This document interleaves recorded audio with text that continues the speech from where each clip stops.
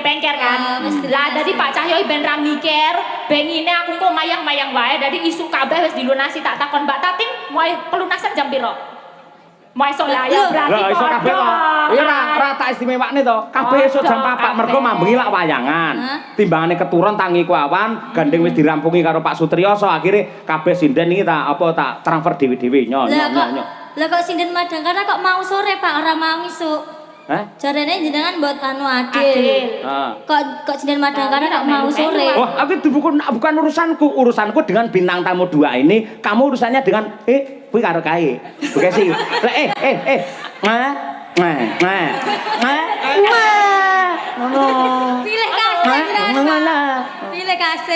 Pilih kasih tak dengane dompetmu ilang neh engko Pak. Wah, enggak kepro ora tak jajakne neh kowe ora.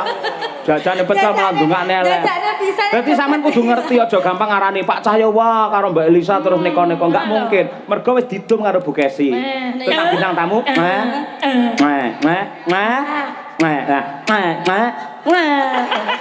Siake Pak Mundo terus. Ya.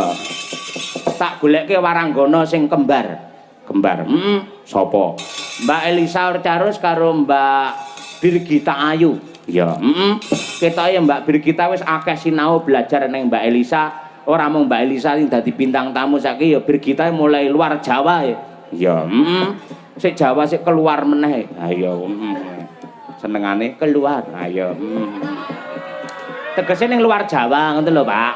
Niku pun kulino strategine Mbak Elisa piye dicontoh, ditindakke. Nyontoh ora apa-apa wong dalang sapa sing ora nyontoh, mesti nyontoh. Engko ya akhirnya dilumpukke nyontoh kae akhirnya menjadi jati diri seorang Birgita. Lah ngono kuwi.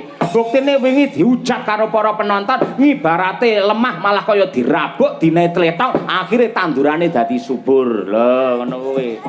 Ning luar Jawa wah karo Mas Catur Nugroho wah tenan dhek. Ha iya, semelu marem. Yo berdiri coba kaya apa tukung-tukung Mbak Lisa dan juga Birgita Ayu. Yo.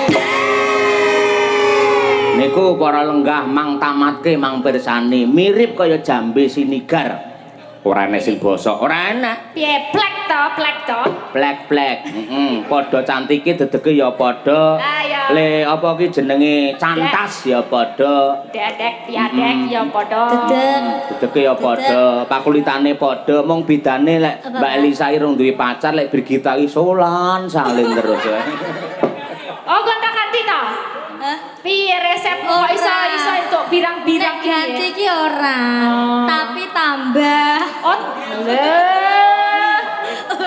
tuturono Mbak Lisa iso kaya ngono lho jiwa wanitane ana ngendi kaya ngono kuwi tambah ki ya ora apa-apa emang kalau memang belum jodohne ki ora apa-apa bulan akeh sing akeh sisan ora apa-apa kan masih penjajakan engko kira-kira ngendi sing paling cocok paling plek karo kowe ya engko kek plek maksudnya menuju ke kompak gitu loh menuju plek kaya Tatin pas nglunjak ngono ya plek ayo ora pas jupuk nganu to nyengket aku to kates ngono nyengket kates to ye iki enjang-enjang tasih kathah menika ingkang tasih bungon luar biasa matur suwun nggih estu lho Mbak Lisa piyai mriki kalian jenengan lah tresnane ora umum aku ya ora pati ndunggo ngono karo Gondomono luweng. Aku ya anu tadi tuh lupa loh aku kalau gak lewat gerbang itu. Wah ya aku wis tau rene deng gitu.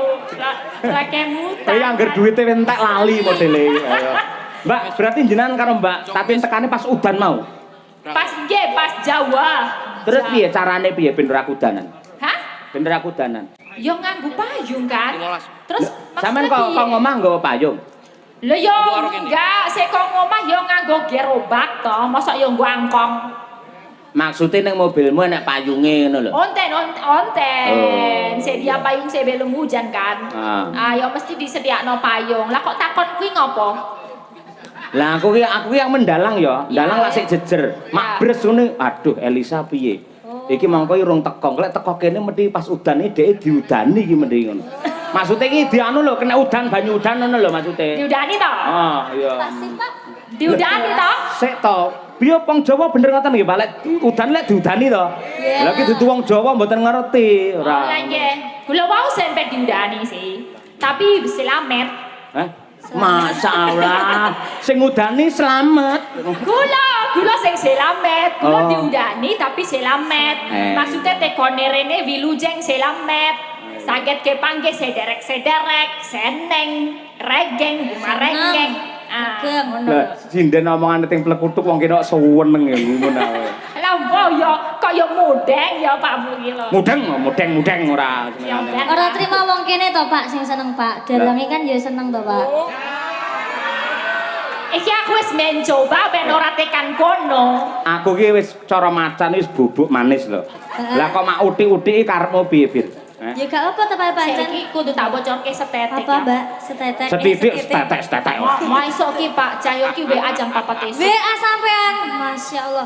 WA jam 4 esuk. WA piye Mbak? Langsung ampun ke supen nggih Mbak, mangke dalu. Supen heeh. Profesional ngomongane job. Kok isu-isu to Pak, aku ya gitu. Jam 4 esuk. Jam 4 esuk. Subuh. Ya ampun. Kok enjang-enjang to Pak gitu. Ya terus dia ngomong kok belum bobok to Mbak. Aku kudu jawab piye? Ya wes aku tak HP ku tak uncalke ngono njo aku turu wae engko ndak tekan ngendi-ngendi bener ah. Iya berarti sebagai wong wedok kan wis jejek wis menjaga betul menjaga. Nah, sik to sing jenenge ning YouTube iki piye akeh wis ngerti lek sampean diikrarkan sebagai adike utawa anake Bu Kesi. Lah berarti aku lek bapakmu utawa kakakmu to. Apa salahku seorang kakak ngabarke adik yahene kok belum bobok? Ya salah to Pak. Salah piro? Ya jeneng salah, ya salah. Salahku apa? Salah jenengan kan jenengan pun punya istri. Kudune gak entuk ono WA orang ngono kuwi. Lah apa aku salah wong WA aku tak lebokne WA dheke ora. Anu tegese dheke tak WA ana lho ora. Heeh, wis mlebu jenengan. Oh iya. Iya. Ya ora iki mau ki carane saking senenge soalnya udah pelunasan rong dino ke bengker kan. Lah dadi Pak Cahyo ben ra mikir, bengine aku kok mayang-mayang wae dadi isu kabeh wis dilunasi tak takon Mbak Tatin mau pelunasan jam piro? Mau esok lah ya berarti lah esok kabeh kok. Iya ora tak istimewakne to. Kabeh esok jam 4 mergo mambengi lak wayangan. Timbangane keturun tangi ku awan, gandeng wis dirampungi karo Pak Sutriyoso akhire kabeh sinden iki tak transfer dhewe-dhewe nyo. Lah kok sinden madang karena kok mau sore Pak ora mau isuk. Jarene jenengan buat anu adil. Kok sinden madang karena kok mau sore. Oh, aku bukan urusanku dengan bintang tamu 2 ini. Kamu urusannya dengan kuwi karo kae. Oke sih.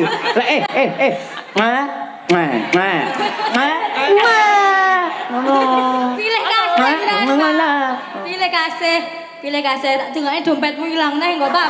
Wah, enggak keprok ora tak jajakne neh kowe ora. Jajane pecel malah ndongakne elek. Berarti sampean kudu ngerti aja gampang ngarani Pak Cahyo wah karo Mbak Elisa terus neko-neko enggak mungkin. Mergo wis didum karo Bu Kesi. Tetap bintang tamu.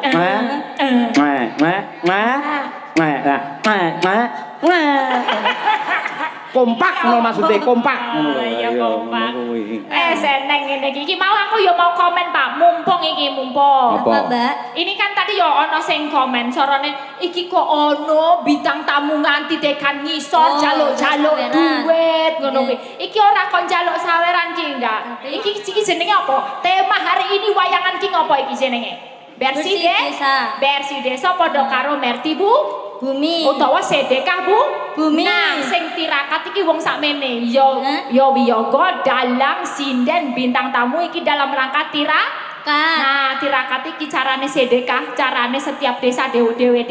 Cara panitia kene, cara masyarakat kene sak duwene. Tadi duwene 15.000 yo lebokke 15.000. Duwene 5.000 yo lebokke. Iki mau duwe 5.000 kira-kira ana susuk 3.000 yo njupuk susuk gitu loh. Jadi emang kaya ngono.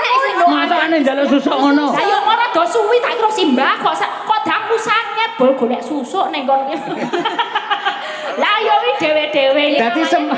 Dadi semuanya boleh ya? Boleh. Bebas untuk lebokne. Aduh kok bintang tamu kok kaya ngono ya kok gelem-geleme. Nek dipikir yo ora gelem nek iki carane bersyukur masyarakat kali pancur ngene iki sak duwene mbok 2000 3000 kuwi nggo ujub syukure iki dilakoni bareng-bareng ben dadi berkah. Tepuk tangan untuk Mbak Elisa. Diterangke kuwi. Pancen cari izin. Apa? Apa tuh, Pak?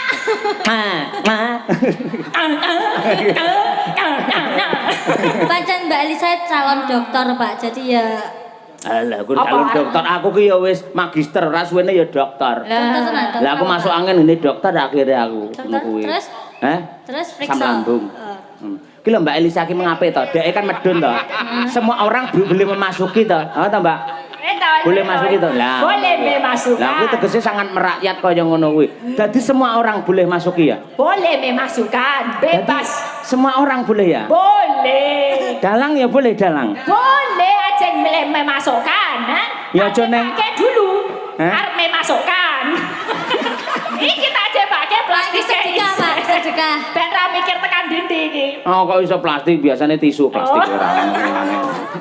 Ya itu mau tak nggone rangke netizen itu loh yang kendel alok gitu ya. Ya tak jelaske. Iki cara desa negara tawa cara, megara tawa tata. Apa kuwi kok foto-foto dipangan Bathara Kala. Mikir aku mikir. Kira-kira kaya ngono ya. Yes, kayak nyanyi apa? Iki podang kuning. Nah, pamundhut saka panitia dipandhegani kalian Pak Suwardi. Ayo. Siap. Ngersakake podang kuning. Bawa dijak mboten iki? Hah? Bawa dijak mboten? Dijak no, di melu nggih. Iki tulisane genah bawa podang kuning. Iki to, Pak? Hah? Tenanan to, Pak? Well, oh iya. Aku jujur wong ayo maksamu. Iya. Coba, ayo. Sing junior sik. Ayo, Ibil. Ayo. Nadia Pirpon, Pak? Pak Oh, ajeng bawa, nanti ikut bawa. Tapi kamu wes disikin dulu. Menurut Pak Dalang sutradara kan kamu sak larek ya, diuncalke dulu ya. Lempar dulu deh. Nadyan wujud temung peksi. Saya boten Pak Bu. Saya tak. Kayak regi pinten niku. Ayo. Larang. Remuk. Ladake.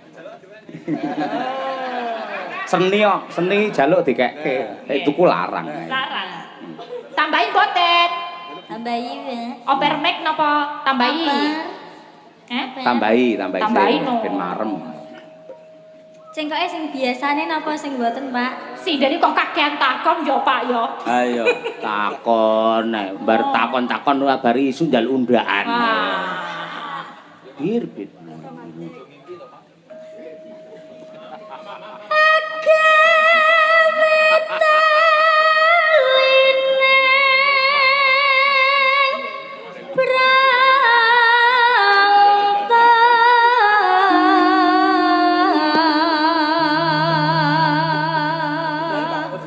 Nane.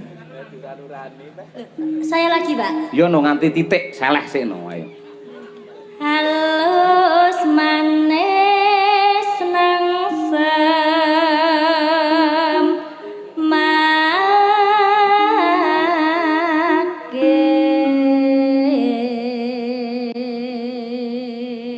Hop, lah titik ngene penak. Ayo. Terus? Iya, Pak. Hah? Lah, Maksudnya sing Teros niku lajeng ajeng sinten ngaten. oh alah kuwi to. Tak kira lan jenengan arep mata sinten ngoten. Oh, nggih ajeng Bapak. Tadi udah naik belum ya? Menawi badhe nembang mriki, Mbah Trima wong ngendikane bahwa ajeng nembang mriki kok. Mriki, Mbak. Mriki. Mbak pundi? Oh, nek ngatur. Ngatur yo, ngatur toyan. Ngatur. Toyan. Ayo. Yo.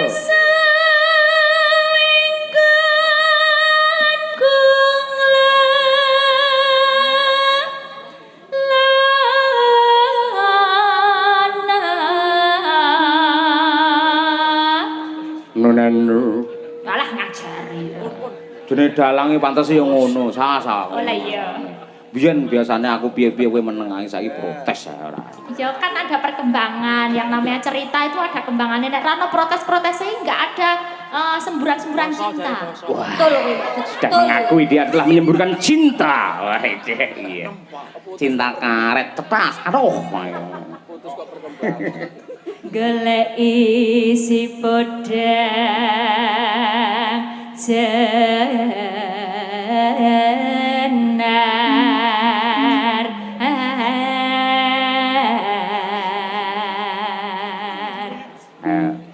Lah niku sampun, Mbah. Mbah, Sios boten. sios boten, Mbah.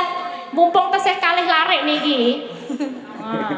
Serung rampung le pipis. Nggih, pun niki sampun. Pak. Oh, mriki Mbah Trimo. Mriki. Niki, Mbah.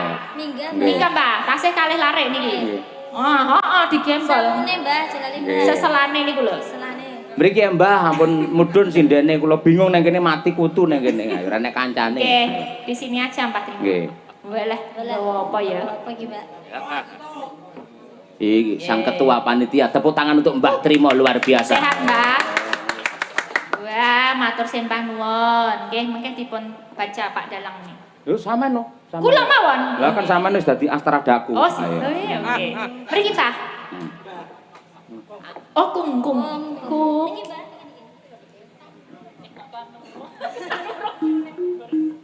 Lala, ibu. Kok bungah kok tan ngurung sriune.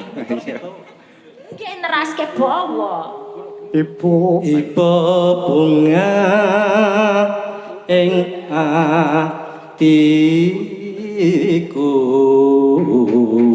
Tepuk tangan. Inilah Mbah Trimo alias Walid. Balik terus, Pak. Nyanding dadi Bisa. Iso. bisa. Mbah jenengan mesti grogi disanding sinden-sinden gitu. Aku grogi to, Mbah. Nyanding bisa dadi tombo. Cobi. Nggih balik mboten napa-napa disetip. Nyanding Alon-alon, Mbah. Bisa. nyanding bisa Dadi putra. tombo.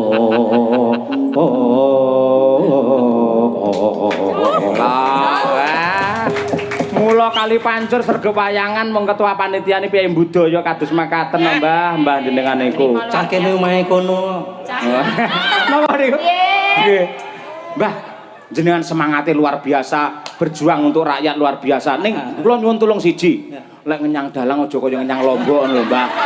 Mosok kacek 500 sing jenengan nesu ngono lho. Ora kencang kae iki. Lah apa? Tak peres. Peres masane nek sapa diperes ora senengane. Ning elok jenengan sehat panjang Tapi yo umur. gumun dong karo jenengan niku. Napa, Mbah? Lah bukesi nek kladene mejo isine jajan tok nganti aku bermangan. Sinten? Lah bukesi to. Lah mergo jenengan mriko lek nggawa panjer. Lah gur wong dolane resik meja niku. Aku yo gumun Niku do golek piring dhewe teng pawon. Yo dasar nuleh kaya mbok gawane kresek ngono lho. Kaya ora iki lho. Apa? Ning kula matur nuwun mau kanca-kanca teng mriki entuk tombo jenengan paringi gule walah gule kaya ngono. Yes. Gini Mbak Lisa. Golek. Mau kan tak jak mandak. Oke. Ciri khasnya ngono. Ciri khas iki nggih. Bukannya kowe tak jaluk-jalukin ya. Boten. Ini seduluran. Seduluran pinten-pinten kemawon niku tondo tresno. Mendekan mbuh 2000 mbuh. Lah nggih. Ana gedhe ya ana Ana cilik. cilik. Nggih. Ana sing cilik, cendak. Ngono lho. Mbah nyanyi sareng-sareng nggih. Oh iya. Ampun mandhap riyen. Sareng-sareng. Nggih dikancani dua bidadari. Iya, sareng-sareng mboten sari-sari lho, Mbah. Sareng nggih. Sareng-sareng. Podang kuning, nggih. Matur nuwun gulene, Mbah, elok tenan. Ayo. Sing masak sinten, Mbah? Bu sapa sing masak niku? Oh anu masak putih. Masak gule niki lho, Mbah. Oh. Ngono. Dandake. Dapur sekar. Heh? Dapur sekar. Oh, dapur sekar seni karawitan nggih leres. Dapur sekar. Akhirnya dadi podang kuning ayo nggih. Nah, Mulane kula dijenengke trima iki mbiyen niku bapake kula sok ra trima. Nun? Ngono mbiyen bapake kula sok ra trima. Sok ra Ra trima. trima. Lah kono ra kirim ngono ya, Mbah. Esuk awan ki teko ra trima. Nggih, Mbah. Kula kan iki judule kan esuk awan to. Hah? Podang kuning kan esuk Awan. Mboten esuk sore tempe dele. Ayo. Nggih, monggo podang kuning bersama Mbah Trimo. Podang adalah burung yang bisa terbang, kuning adalah emas. Semoga kali pancur lan emban kerep tansah berterbang tinggi ke zaman keemasan. esuk awan ning omah.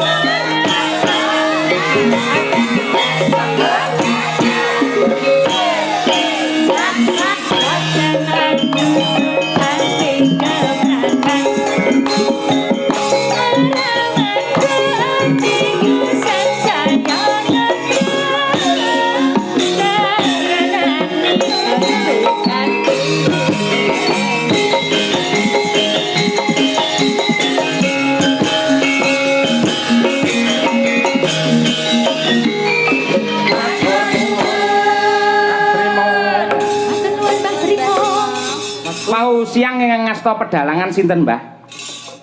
Arun. Mas Arun nggih. Nggih. Ah, nggih, nggih. Kowe ra bayaran no. Non, Arun ra bayaran. lah hubungane kalih kula napa? Wong Arun wong kene aku iki wong sarang anyar. Ora mau cerita tok lah. Ku cerita nggih. Ah, lah dijareng-jareng nggo bintang tamune pira mau papat kok.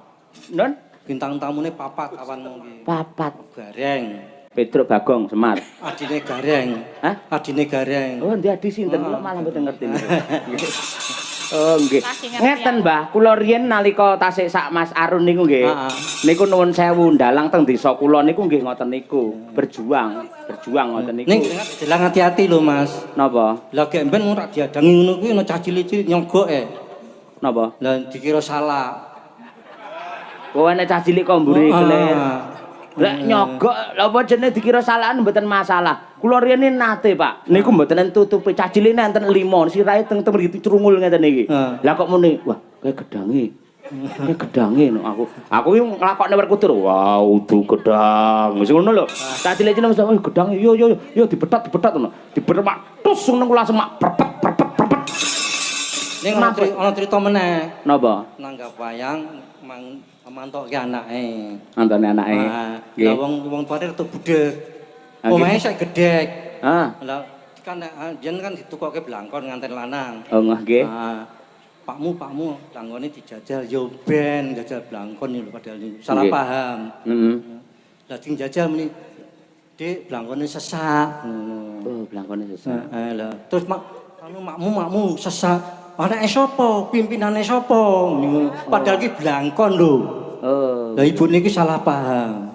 Oh. Sing dikira sesak iki tunggale blangkon. Oh. Lah terus oh alah kon blangkon. Lah ngaten anyar kan ngertine iki kuwi siji kuwi mau. Lah terus ana jekno meneh. Napa melih akeh men bahane. Heeh, lah sing lantane lanang ki muni. Dik sesak tak silete ya muni ngono gembor mbokne. Aja disilet. Aja disilet. Nggih. Nek sesak aja disilet. Padahal blangkon. Oh, jane jenis banyulan ngoten niku kuatah. Ning sosok iki kula mboten enten tenan. Persepsine bocah karo wong tuwa niku beda to. Nggih to. Lek bocah niku dikandani, pamane cah sekolah ngoten, dikek pelajaran matematika pelajarane angel mlebune, nggih to. Lah neng omah kondo karo bapake, "Pak, aku diulang matematika ra iso-iso." Lek ra iso kuwi berarti biasane ngantuk le. Kowe ning kamar mandi sirahmu telesono. Nah, ngoten niku. Ganti wae lakone ganti ya. Ngene. Wah, iki jagongan ning angkringan jenenge Mbah. Iki aku duwe kanca siji. Sinten? Pak Gito. Non? Lha iki mungkin surate mau dilakno Mbak Lisa. Lah nggih niki kula bocor riyen nggih. Suracane piye surate surasane? Nggih, wau ikete sampun to? Blangkon. Nggih. Katur Bapak Dalang nggih pareng nyuwun ending lawas sawo gletak saking omah pereng sedulur bonsai plat H. Mriko. Iki usahane bonsai. Napa? Usahane kembang. Oh, usahanipun bonsai nggih, paringi berkah, laris bonsaine menika wonten embel-embelipun. Diiringi anu napa sesideman. Non? Sesideman. Sesideman nggih, nggih. Lah aku tak sing bawa ora apa-apa. Oh, nggih, monggo-monggo. Tak tatin tapi sing Lho nggih no nika nggih larang malah tanjake ya man-man niku. Delan kon nembangne mripate mak plowerok ngono langsung. apa nganu Sri Tanjung ya ora apa-apa. Lah Pak Waloyone jare gerah. Oh, sakit banget. Positifin napa? Arep sesideman pas Sri Tanjung jenengan. Ya sisteman ndak apa-apa. Oh nggih. Piye, Mbah? Niku pun jumeneng niku lho. Nggih. Mbah, kula pun ngecek, Mbah. Mbah. Kong. Oh, pripun Kakung? Menika wonten dawuh menapa?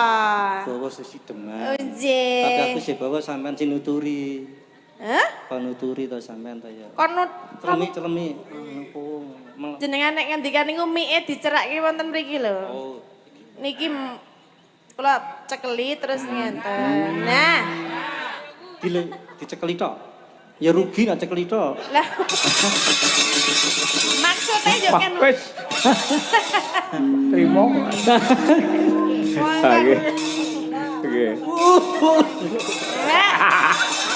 Ya, nek watuk mboten sah dimek to, Pak. Nggih monggo majeng mriki. Saya mau beda bukesi ya ben. Walah jenengan kok sapa-sapa arep dibeda lho, Pak. Lah oke nek ra guyon ki ora awet urip. Oh, ngeten. Nek awet enom ora ana. Oh, awet nom apa awet urip? Awet urip nek tuwa ya tuwa. Iya. Nggih, Mbah, bawa Mbah. Selak pengen kula krungu suarane jenengan. Ngadeg ra dhuwur. Sing isor ora gelem. Mergo wis layu. Jujur. Mbah. Wiwitane. Wiwitane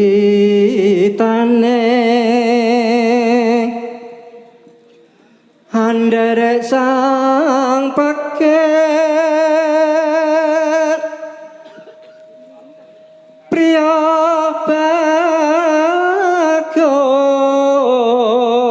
bagot kang olah budaya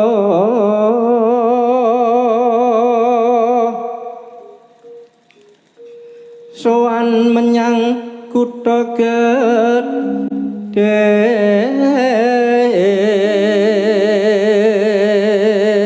Sing kok anyar. Penting tiba ora apa-apa. Ha, krungkep. bendara terus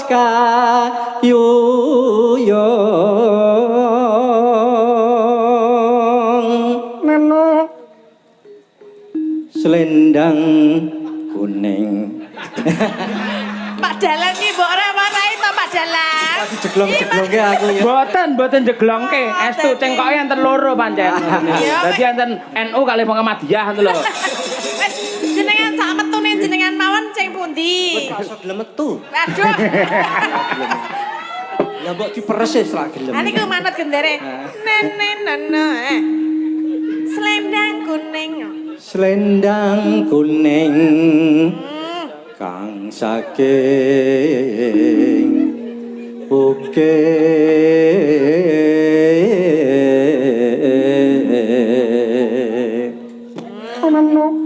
Pak Dalan. Nggih, mboten Mbak Tati nggih. Suara kurang pramana ning wasis ngungro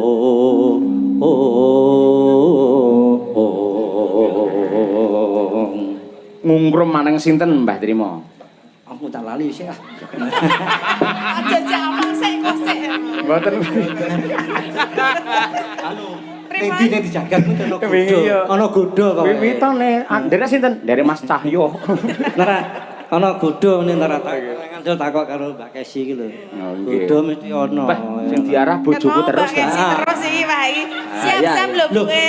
lho, aku ngerti kuncine kali Mbak Kesi kuwi. Kuncine nomor pinten? Lah sampean ora Kuncine? iso ngono wis dikunci carane. Apa ta, Mbah? Nah, ya ora. Ya kon sing lurus ngono lho. Oh, nggih, Sing lurus. Siap, nggih. Nek pas nganu ya kadang-kadang ya menggo. Oh, nggih. Mula bojo sinden nek kon lemu ki ra iso mergono dalange menggak-menggok. Nggih. Nggih. Leres, Mbah. Awas, Mbah. Ayo, Mbah. Anggung rom. Anu. Anggung rong marang bendara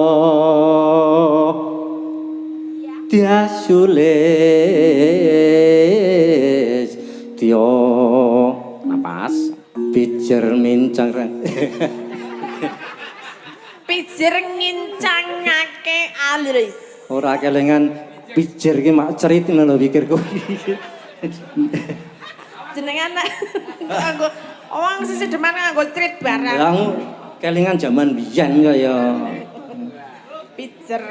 pijer mincang ake alis Mas masuk. terus tresno sesideman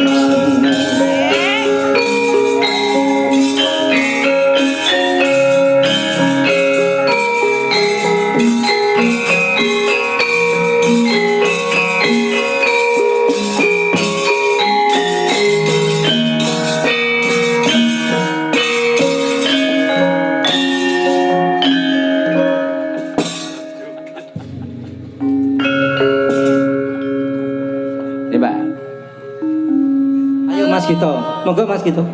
Cita ora Mbak. Mbak, aku tiwas semangat kok Mas Gito. Tanggung jawab aku wis mangap lho. Pancen tak kon mangap. Lah, Ora tak mangap, tak brungkal. Wah, Jem iki. Coba. luwe becik patenan.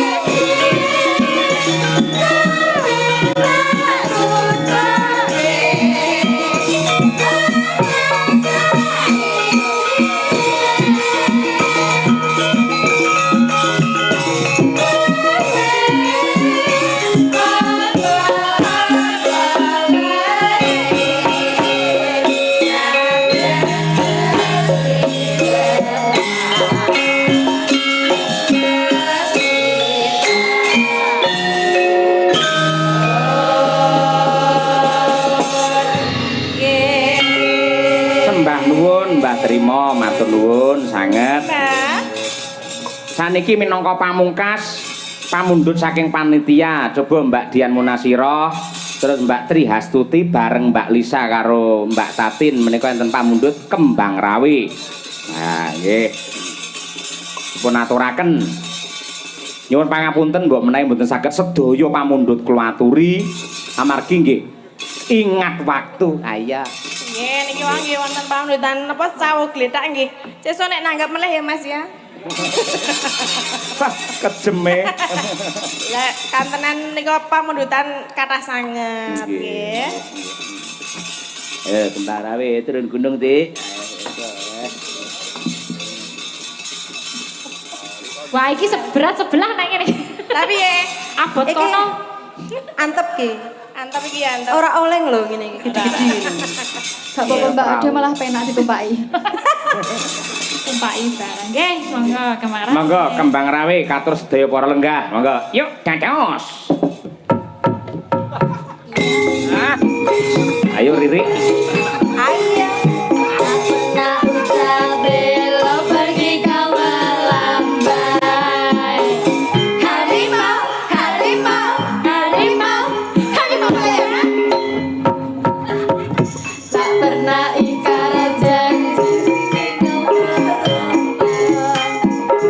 Harimau, harimau, harimau melera.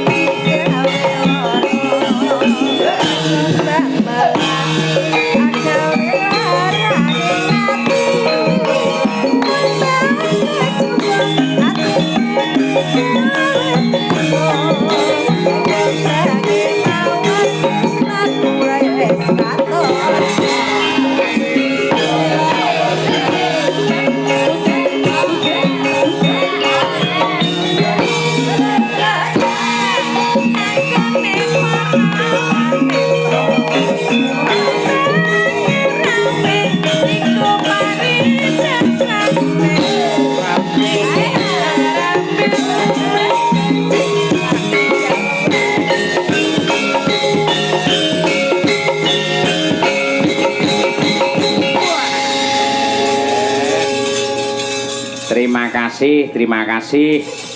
Mliginipun dumateng Mbak Elisa kalian Mbak Tatin sampun kepareng gabung Madangkara untuk ngregengke pargian wonten ing Kali Pancur mriki. Kawah sami-sami Mas Petro, Mas Bagong, Mas Kareng, matur sembah nuwun ingkang kathah dene sampun dirangkul bisa berkolaborasi sareng-sareng wonten Kali Pancur. Mugi ndadosaken berkah katur sedaya para warga Kali Pancur. Amin. Nggih, mbok bilih wonten kalepatan nyuwun pangapunten, nggih. Insyaallah benjang saged pinanggih malih wonten sanes wekdal. Amin ya rabbal alamin. Matur nuwun sehat selalu berdua ya.